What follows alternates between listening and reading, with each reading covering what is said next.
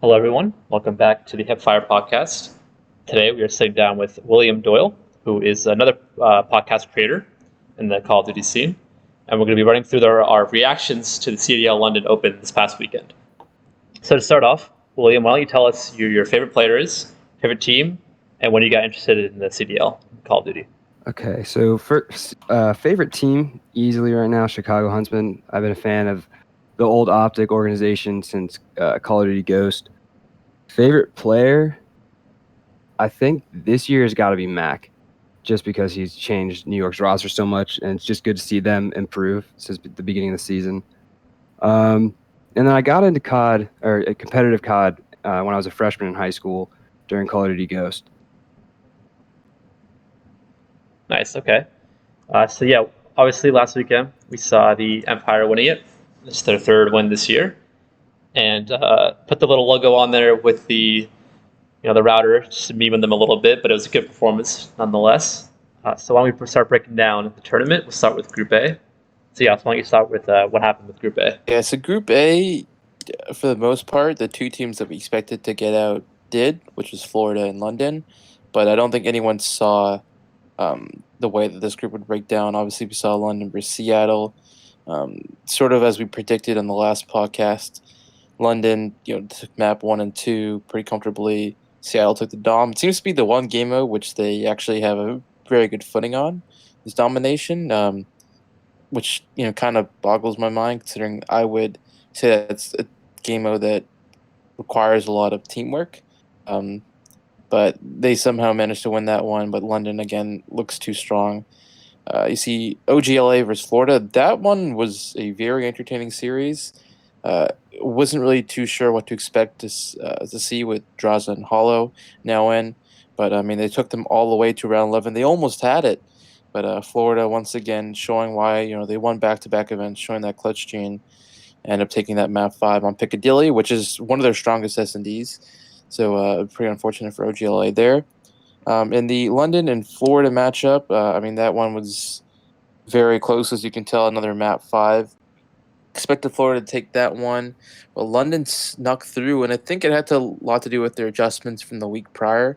I think you saw guys like Zero and guys like Shawnee, as you mentioned in the last podcast, said they need to step up. Yep. Those guys definitely did. I think Zero in particular, him, Scraps, and Wuskin looked very strong all week long. So whatever adjustments they had made from the weekend prior definitely worked off, as they ended up being Florida and being the first team to beat Florida. I mean, they had won something around 12 to 13 matches straight at that point. So a very impressive run by them. Optic versus Seattle, obviously a bit unfortunate for Seattle in that series, although it looked like they were going to get bested by OGLA. I believe, correct me if I'm wrong, it was one of the hard points. I believe it was map 4 hard point in St. Petrograd. I believe slacked, lags out, leaving it as a 4v5, and not much Seattle can do there. And thus they lose that series 3-1. And then again, Florida versus OGLA. This one, I guess, was more expected. Florida looking more comfortable. I think whatever mistakes they had made the first day, they definitely fixed. And Optic LA, they still have a bit of a ways to go if they want to be able to compete at that top tier where Florida's at. But what do you guys think about this group? Yeah, I thought Optic, Draza and Hollow, it was a little tough on them last podcast. Talked about how, they weren't the guys I would have picked up, but they definitely impressed, especially in Surge. They did a good job. So I was maybe a little too hard on them, but we still got to see. Draza looked impressive for sure. Hollow, I still need to see more of in respawns. But just going back on Seattle, they had a pretty rough and tough weekend, because I think it was actually against London where they had the slacked issue. And then against Seattle, they had against Optic, they had the spawn out. Oh, my God. And don't worry about it. But they were pretty unlucky regardless. We have some tweets to show how Octane was feeling. So you start from the bottom and go up. So this is standing as it was as a player error, and then he's just raging at the situation. To be fair, yeah, it sucks. It's not great. Some more tweets from Octane. Yeah, the last one, he's right? Someone can fire a booter, hit somebody off, and they get the loss. So it's not easy to make these rules, and they're trying to be black and white with it. It's going to be difficult. So we'll see if they can adjust the ruling come champs time. But, you just got to hope things get better online. and someone who's usually pretty quiet, apathy. He had his chance to rant, and he did. I mean, he's a guy that whenever I see him get mad on Twitter, it's definitely warranted. He's not the kind of guy that usually does this, but for those guys, you had a month off, you grinded, you practiced for that month, and then you still get bullshitted online. So it just sucks. But yeah, what do you make of this whole situation, William? Man, I just feel for Octane and the Surge in general, right? I mean, they didn't have a good start to the season, and it's kind of just stayed the same. Personally, I feel the CDL ruling kind of harsh. I think that, in past Call of Duties, like the rules have allowed for replays. I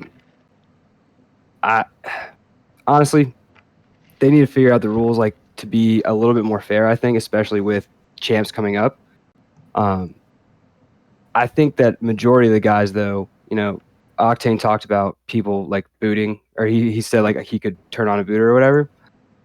I highly doubt though that like anything like that could happen, or like them unplugging their PS4 or something like that. I don't think that's going to happen. I feel like these guys have worked really hard to get into the league, and for the most part, I don't see any of them doing that. Yeah, I agree. I think the stakes are too high. These guys are professionals. They're not going to like risk it because they're not just playing for this tournament, right? You're playing for next year too. If you get caught, you're just perma-banned for life. So right, exactly. Yeah, I don't think it's going to happen. But yeah, so that kind of wraps up our thoughts on Group A. Anything else you want to say about this group, Will? Yeah, like you were talking about with Draza and Hollow, they were good. I agree with your analysis about Draza being more effective than Hollow as of now. I still think it's just a little early, and hopefully the next time we see them play, they're going to come out in better form. Nice. Okay, yeah, so let's move on to Group B now. Another interesting. Actually, before we move on to Group B, I do have a clip from Group A, probably one of the best clips of the whole tournament. Just a feel-good moment for Octane here with the. And it's going to be a bit of a mess. Hollow's already on the bomb site. Is he going to be able to get the arm? Quavo wins his fight on the outside. Hollow wins one on the bomb site, so now it comes to Octane alone. Bomb goes down. Octane, nice shots. He gets the second. 13 seconds left. Draza's got to go for the arm. Quavo could cover him, and here comes the bomb. Can Octane do the unthinkable? Octane, unbelievable shots from the young man. Now in the 1 versus 4. Is he going to be able to get this one? LaRue with a knife. He gets it with the knife. And you may as well do a victory lap. What a stunning round. Yep, that's awesome moment. Gotta love it. Feels so good. I know he went on Twitter and talk some trash.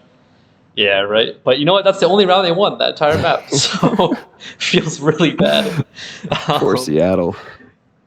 Yeah, I know. It's rough. But that takes us to Group B. Yas, what are your initial thoughts on this group? Initial thoughts, Dallas just looked on point. I think it's sort of the overbearing point in terms of how they won this event. Which you can break down their KDs. I think all of them are extremely high. But I think, especially in the map vetoes, just jumping ahead a little bit to their matchup against New York, because I think this is one that was highly anticipated after how New York had done winning the previous event. Just breaking down that 3-0, I mean, they played Gunrunner Hardpoint, which both teams are strong on. And coming into this event, a big talking point for Dallas was their Hardpoint. It was by far their weakest game mode of the 3, and it was something that they desperately needed to improve on if they wanted to compete at that top level and get into the top 2 at champs. And we see them take the first map off a team like New York. It was definitely considered one of the top hardpoint teams, so a very big win there. They play Arkloff S&D, which I think Seth and we both sort of question, considering how New York, we've seen over the past couple events, have been trying to work that into the rotation. But again, it was a solid win. Empire is still one of the strongest S&D teams in the game, arguably second best next to Atlanta, and they take that 6-4. And I think the really important map was Domination, where they played Gunrunner. Interestingly to note, New York had played Hackney all of the last events. I think even played in their first matchup, they played Hackney. So Dallas doing a great job of getting them off their comfort zone on a map like Gunrunner was extremely important. And I think we'll see more teams do this as they recognize that New York doesn't play St. Petrodome, and they're clearly not that great at Gunrunner. So you don't play them on Hackney, and you got a great opportunity to win. So good job by Rambo Ray for those vetoes, and by Dallas overall. But that Dallas is the biggest takeaway from that group. What do you guys think? Yeah, I should have a clip from that S&D because it was close in the first 3 rounds, and then Shotzi had this 1v3 that completely changed the entire tempo pace of the S&D, flipped it on its head, and then Dallas just took it by storm. So I'm going to show that clip now of the whole round playing out. Towards B, and you can see them start to stack it. 4 has got an angle. Number 2 and Crim6 is wrapped all the way around as well. The numbers are here, but as Attach gets in with a snipe, he hasn't seen anything. So they're going to opt to wrap this back. Attach going to hit a shot as well, but Hook's the one in a position to shut this down if they wrap it back. Mack able to find a timing. I mean, it was a great first blood by Clay, and here comes Hook. Pops the dead silence, is able to win it. I think he's trying to go at Zuma, but Zuma just holds the door. Great play out of him. Now, which bomb site do they want to go after? And Shotzi, he can make the play. That is the bomb carrier. Gonna take his time, plays it patiently. Hello, Temp says hello. He's gonna pop the smoke. Use the dead silence. The finesse challenges Mac is able to win it. Now it's a 1 versus 1. Shotzi going for the 1v3. One more fight to win, or well, just to play the clock. Don't allow the plant to get down. Zuma's hunting. Shotzi playing it so well. It's over. No time to plant. Just has to play his life. Shotzi makes the play. The trigger discipline on the bomb. Flies through the smoke. Guns a second. And what a clutch it is for Shotzi. I'm actually really surprised when Hook gets taken down because he was the swing man. They didn't go right through middle towards A. I really am surprised. I thought someone should have made that call. Yeah, so Merc just mentioned, he was surprised that nobody made the call to go to B. So they pushed to A, Shotzi makes a play. To be fair, I guess they didn't know Shotzi was going to be there, but they knew B was clear. So it's one of those rounds that Yasser and I have talked about before with New York, where they have a good play. The whole round, as it was happening, I was even saying, this is great. This is being worked so well. They're doing this well. And then one play like that, mid-round adjustment, they don't go to B, they don't rotate the bomb, they try to push into the building. It's the only place that MP5 on that map can really do well is in that building. And then Shotzi makes the play. So obviously great play by Shotzi, but it's just an example of New York's struggles in S&D. And I think it's what's going to hold them back come champs time. It's their map pool, which Yas just talked about, and then it's also their mid-round calls in S&D, which just need to get better. I think, Will, you want to break down Dallas versus Paris, the first matchup, right? Yeah, I think this matchup was really, really interesting. First off, it's clear Dallas completely obliterated Paris in the slaying department. But other than that, these games were, other than the first hard point, were relatively close, right? And an interesting thing that I think I see common across Paris is that their KDs are pretty similar across the board, right?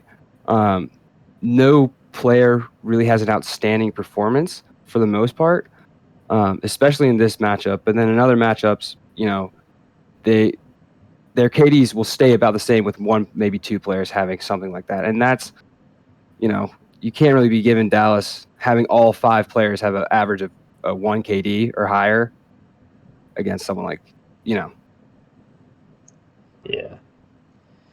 It was a weird series because that first hard point looked so brutal, and then the rest of it was pretty competitive. Yeah, I mean the hard point, I was watching it and my mouth was just on the floor.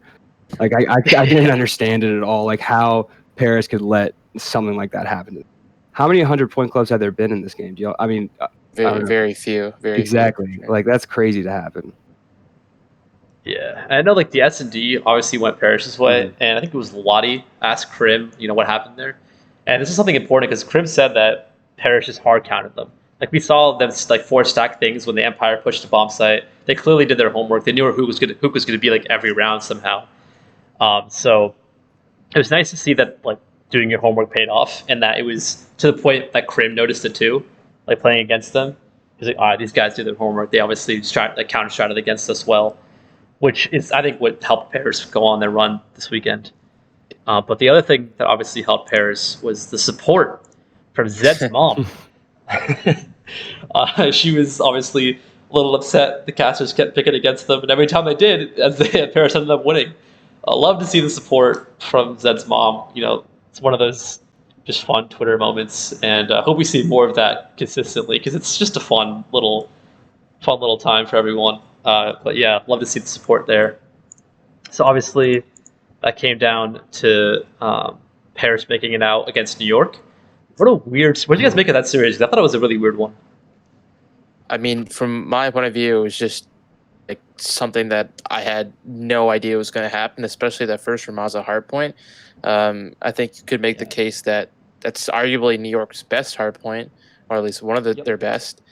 And they lost it very close, 250 to 242. In the fashion that they lost it, I mean, my mouth was on the floor in that series. I was like, wait a minute, what's going on here? Paris, they're known for their struggles in respawn and a hardpoint, and that first map, it looked like they were a completely different team. I mean, just looking at the KDs from that, it wasn't even necessarily that a lot of the players on New York did bad. I mean, Temp at 1.3, you had Attached at 1.12. Accuracy didn't play as well, and I think that's sort of something that we saw across the weekend was that Lamar or Accuracy didn't have his best event in comparison to the week before, whereas we saw Luca and Kismet sort of go off, and Paris did a great job of sneaking away that first hardpoint one, and I think that's sort of where we saw the series spiral. But what did you guys think about it? Well, what DOM map was it? It was Gunrunner again. So again. Teams are learning.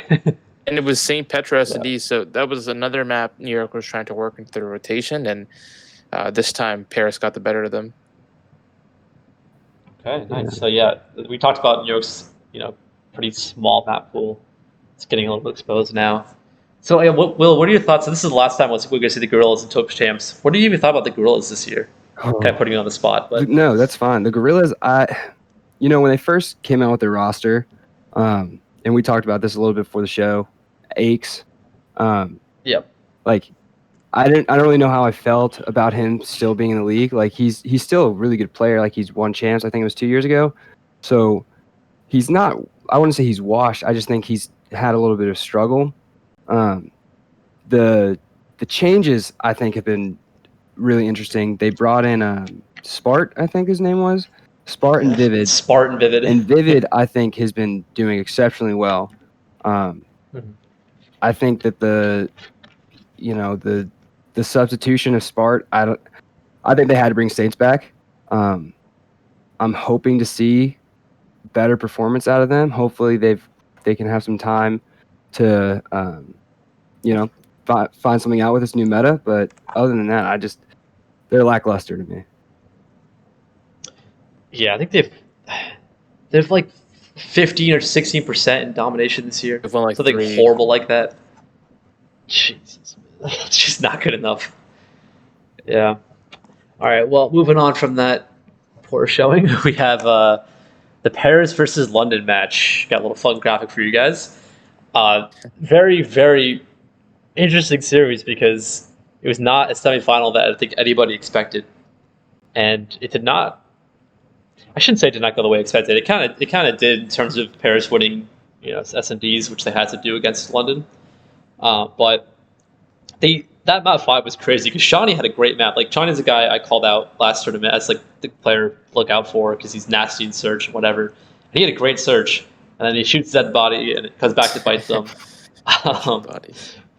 Don't shoot bodies, kids. I just wanted to show off that round 11 win for Paris. It was quite interesting.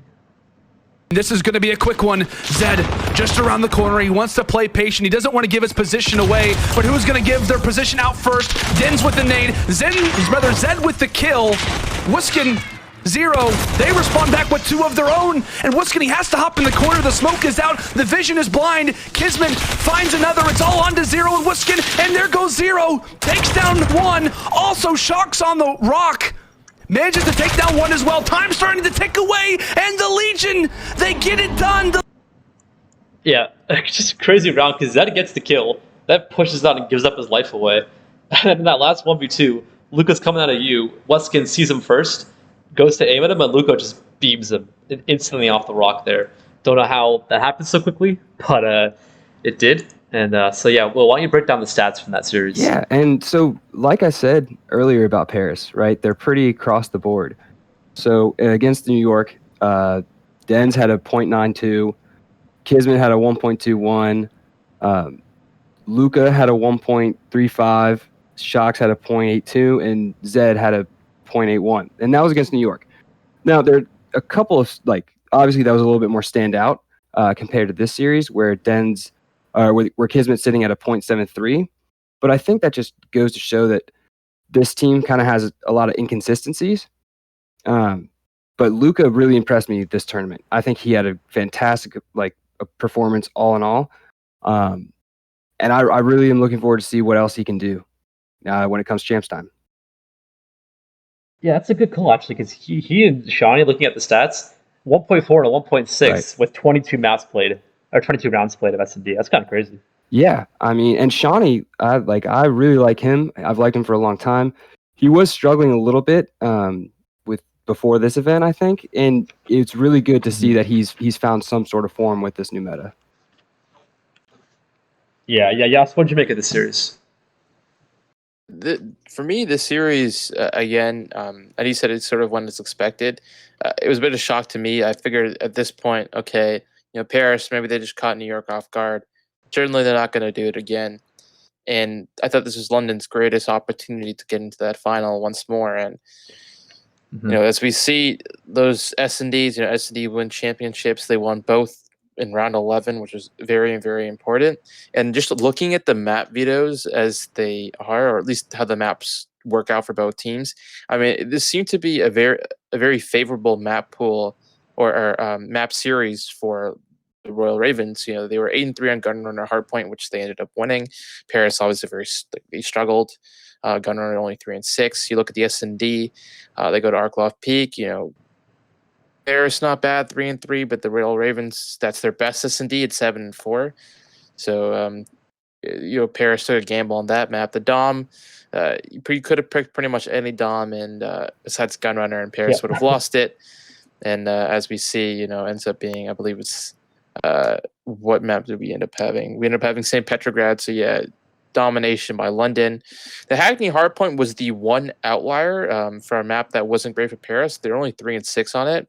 London's not great themselves, only 4-7. So that was sort of a toss-up, and that was the map they obviously needed to push to map 5. And this was the one map in the series that swung heavily in Paris's favor. They were 5-1 coming into the series on Gunrunner S&D, whereas London on Gunrunner S&D, they're not bad. They're 6-4, so it was a strong map for them as well. But you could tell Paris looked very comfortable on that map. And outside of the round where Shawnee shoots their body, it was certain key clutches. I don't know if we had the clip of it, but there was a clutch where London had were trying to get bombed down, and Zed was constantly in green, either pushing throughout to give them trouble or killing the guy off bomb. And it was that clutch in that round that helped propel them to their round 11 victory. So it was certain clutch moments by Paris, that they were able to scrape by, but very fortunate for them because it helps them secure that top 8 placement for champs, or top 8 bracket for champs. I mean. Yeah, that's a good point. I didn't even mention that. But yeah, that secures Paris' top 8 for the most part. I think Toronto has to win the next one. Optic has to make semis. So it's not an easy task at all. Yeah, but nice to see from Paris. We'll get to the grand final in a little bit, but that was, we'll see. First, we have Dallas versus Mutineers. The last 2 times these teams matched up, Florida kind of spanked Dallas, beating him convincingly in the hard points. And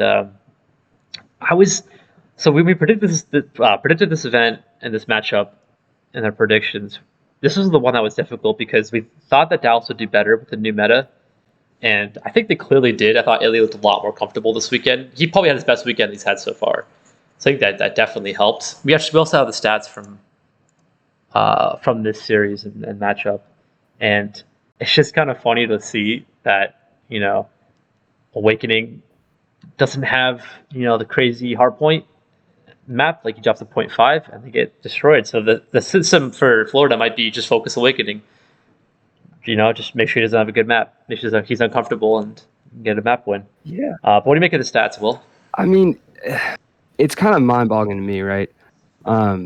Florida haven't played. They didn't play in the event 2 weekends ago, right? they've had plenty of time to sort of get some practice. And I'm pretty sure they took a week off of scrims, I think.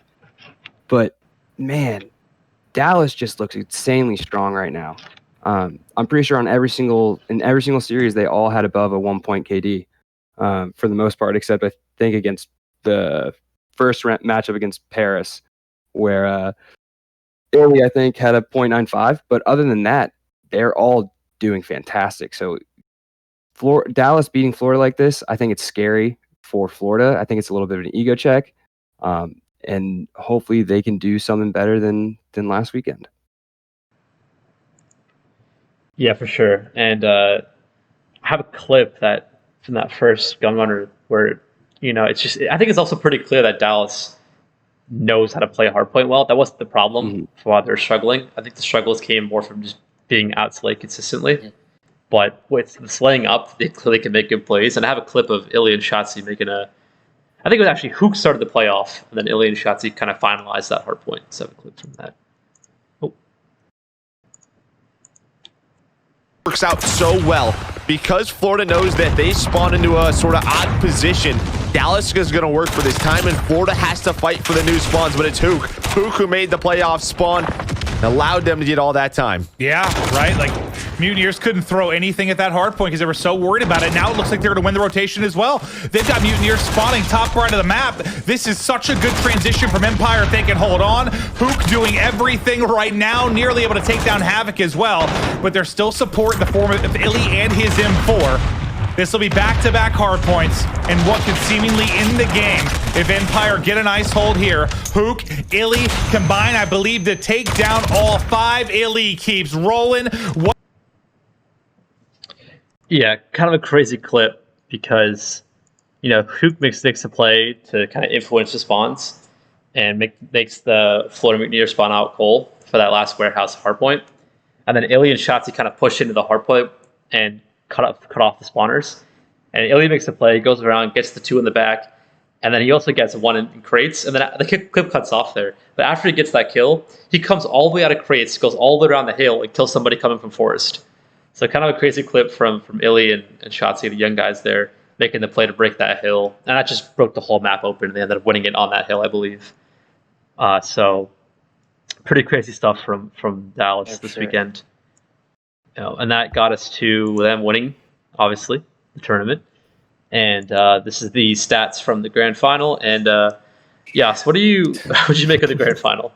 Grand final, I agreed with what Chance said during the broadcast. I know a lot of the casters were like, oh, maybe Paris can challenge them, but I think Chance was right in his assessment that this should be Dallas 3-0. They look so comfortable. They look so strong all weekend.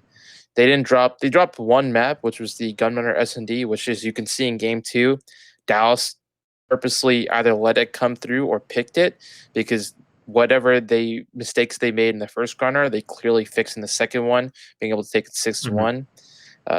Again, Hackney Hardpoint was, for the most part, it was a blowout. I think Paris sort of, brought it a bit closer, a lot more respectable towards the end there. But I think just talking about Dallas as an event as a whole, their map vetoes were on point. Their KDs obviously were all up, which obviously helps their hardpoint issues they were having. I think Clayster in particular, I called him out as a player to watch for this event. And while he didn't necessarily have the stats like guys like Illy, Shotzi, and Hugh, he had more respectable stats for your main AR. And I think in those main AR battles, he put up a better fight. Just going back to that series with Florida, Skies, they talked about, he had a 1.4 against Dallas in both matchups they had that season. And in the series against Dallas, where they got 3-0'd, he had like a 0.8. And I think having guys that shut down your main AR, whether it be Clay or the SMGs pushing him out through Illy and Hugh, it is super helpful for their overall game. And you could see that sort of here. Paris, good job by them to make it as far as they can. But clearly by the series, although it was quite the blowout, I think they still have a bit more learning to do in terms of getting to that top tier level. Yeah, what were it's a good breakdown. Chance is right. Like, Dallas is looking too clean, but I guess there's some other circumstances going on. So what else happened in that series, Will? I mean, just so much, right? Yeah. Like, Dallas, strong. like completely across the board. I called it a 3-2. I was hoping to see Paris put up a little bit more of a fight. I think one huge thing, and I talked about Luka earlier, like he dropped from a 1 KD to a 0.5, right? Yep. He's definitely one of their star players, if not the star. And I think if Paris wants to have a chance of going up against some of these top teams, like they need to have all of their players on point. And I was, after watching them play New York, I was hoping to see what they could do against Dallas, but they got some work to do for sure. Yeah, for sure. But there's also some issues with the whole server situation, where basically Empire just got a very favorable server to play on, because the 3 that were chosen to pick out of, was not favorable for Paris. It's going to happen. And Clay even tweeted about it because he said, it was a bit ridiculous, and he even acknowledged that they got favored in that sense. So unlucky for Paris, but yeah, great job getting this far, and hopefully at Champs there'll be more servers available to veto and pick through. If that doesn't happen again. I just think like you just gotta iron out these rules, these like little kinks for Champs, because you want to have the most competitive Champs possible with that kind of prize pool. Right. So hopefully they get that figured out. I will say I like the tweet from Clayster. I like that a lot. Mm-hmm. I think that shows that he's, sometimes he's portrayed as a toxic player or a toxic like on Twitter and stuff, but I think that shows, he knows what he's talking about a lot of the time, and he's overall one of the best guys in the league right now, I think. That's fair. Yeah, he's like one nice guy to have in the community. For sure. So before we jump into the AMC, Yas, what did you make of this event as a whole? What was your biggest takeaway? This event as a whole, I think we saw a lot of surprises, and I think it still shows us that even though we may have our certain feelings about certain teams, we can still see upsets like Paris coming through. So you really can't, take your eye off any team in this scenario. I think for Dallas, it shows them they clearly got a good grasp on how to handle this meta. And with their win against Florida, they seem like they're maybe a step behind right now. They got some learning to do themselves. Dallas, in particular, I think is got to be a team to look at going forward. They've looked by far the most dominant in this meta. Beating teams like New York that won. They beat the last 2 teams that won. Home opens. They beat both Florida and New York. That's true. So, they're, in my eyes, definitely one of the top dogs that you got to consider.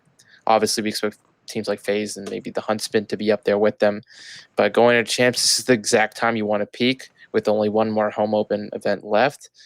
So, good strong for Dallas. I think, they'll keep this up. For Paris, this is a positive opening. They still have a lot more work to do if they want to, contest at that top level. But overall, fun event, and I look forward to the next one for sure.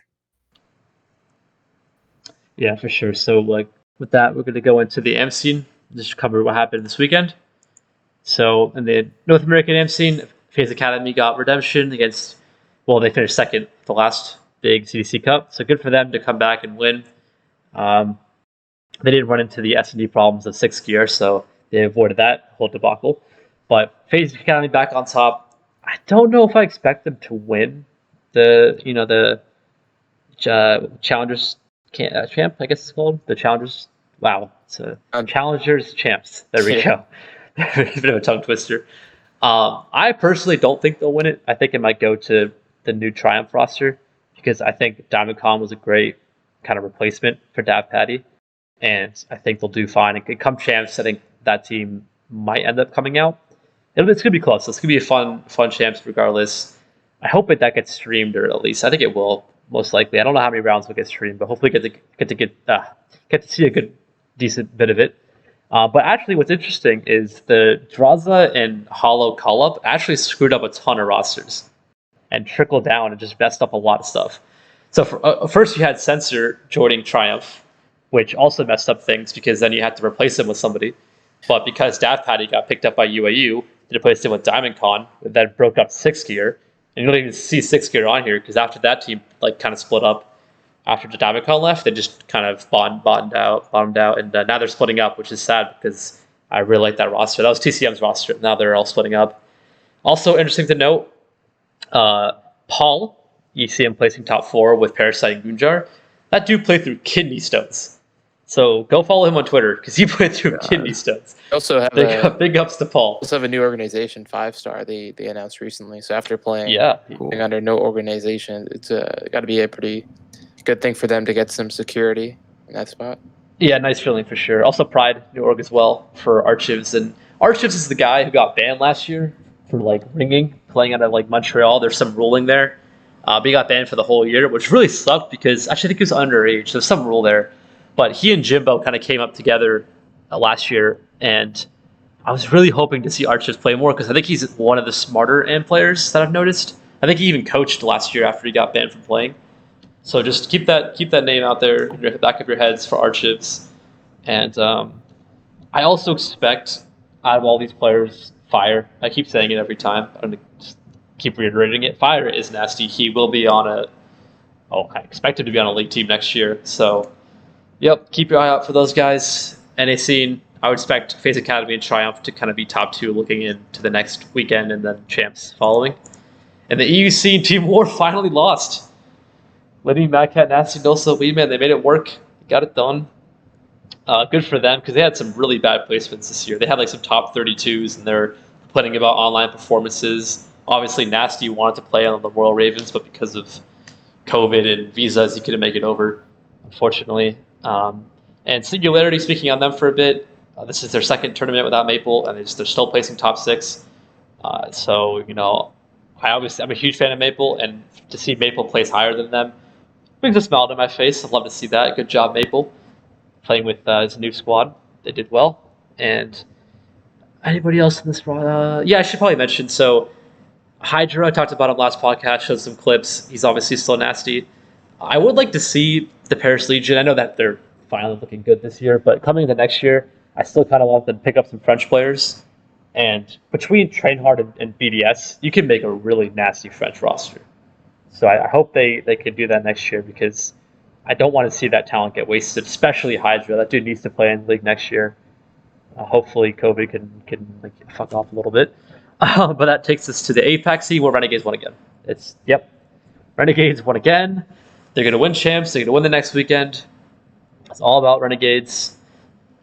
Just don't know what else to say about this region anymore. We had Crone on here yesterday talking about it a little bit, or 2 days ago, talking about this a little bit, and Crone kind of said, he's not sure about Pred because Pred looks nasty, but Luca was kind of the equivalent to Pred, and Luca hasn't been kind of as good as I expected, almost because he was supposed to be as good as like Dens was when Dens was frying, and I just haven't really seen that from Luca. So maybe we'll see Pred next year, but it's going to be tough. Who knows? But yeah, what are you guys' thoughts of the AMC this year as a whole?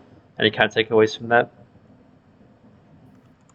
Well, just my short takeaways. It's very unfortunate that we had to see, obviously, all of them pushed online because I'd really like to see like a lot of the APAC teams and even some of the NA teams go up against these top EU teams like War, like Singularity earlier on in the season because I can imagine, especially for a team like Renegades, at this point, how much better at the game are they really? They're practicing against the same teams. They clearly are light years ahead in the APAC scene. Doesn't look like they're getting a challenge. For them, it's really just a year written off. I guess obviously they get the prize money for winning first. That's great. They aren't really getting significantly better in the skill as compared to the teams that are playing like in the EU and NA scene where they're consistently playing against other top teams. But overall, it is interesting to see that at least in the EU and APAC scene that we've seen the same team win over and over. I would have figured, given how volatile the AMC can be, that we expect to see other teams winning. But I guess it just shows the effort that those teams are putting in. Yeah, for sure. I think I was talking about this before with the AMC where I feel like the NA scene struggles because of team changes and constantly making roster moves. And I think that's why FaZe Academy has been able to do so well like towards the end of the year because they stuck it through with that roster for a very long time. And eventually in the AMC, it's going to work out because They're going to have consistent strats while everyone else is making up new rosters and trying to make the best squad possible. So going into next year, I just hope that, my hope is that if there is an expansion, which there probably will be, I hope that the new teams don't just pick up like known vets and like and like they kind of take a chance early on guys like Mac and Awakening, because I'd like to see, because for some of them that get through it's nice, but for guys like Fire, if he has to start again in the AFC next year, it just really sucks. So I hope they take chances on young players, and it seems like Org's just starting to do that more now than ever before. So it's a good sign for these AMP players, because there's a lot of worrying with the CDL that there wasn't going to be enough AMP support, and that's the one thing I'm grateful for, is that it's been pretty good. They've had a lot of tournaments within play, and I know they can't play against the pros, and that does suck, but they're still able to showcase their talent and then get picked up later on. And also, quick shout out to the Florida Mutineers for the Kraken bounties every Wednesday night. Go check them out. They have an AMP scene tournament. I don't know if it's every Wednesday, but they've had a couple of them so far, and it's a good chance for these AMP players to make a name for themselves. I know Carnage Gaming won the last 2 in a row, I think, and Gunsy's stream was popping off, so it's good to see that an org like Florida, like a team, is kind of supporting the AMP scene in a meaningful way. But yeah, so that'll wrap up our thoughts on this past weekend. We're gonna try to film a prediction podcast for the next tournament, and we'll put that on William's channel. So I'll leave a link to his channel and his Twitter in the description below, so you guys can go check him out. He makes similar style content that we do. He also interviewed Crones. If you want to hear more of that beautiful New Zealand accent, go check it out. Also just interviewed Tactical Rab, so definitely go check that out. Yeah, for sure. So yeah, William, any last thoughts before we wrap this up? No, I mean, you just talking about the AMP scene real quick. I just want to say one thing. I don't follow it very closely, but like you were talking about bringing up amateurs into the CDL, I think that's really important. I think that the ones they have done so far have shown a lot of promise and a lot of talent, so hopefully they do that more. But yeah, I just want to say thanks for having me on, you guys. It's been a lot of fun. Yeah, it's fun time. Yeah, likewise, man. All right, see you guys next time. All right. See ya.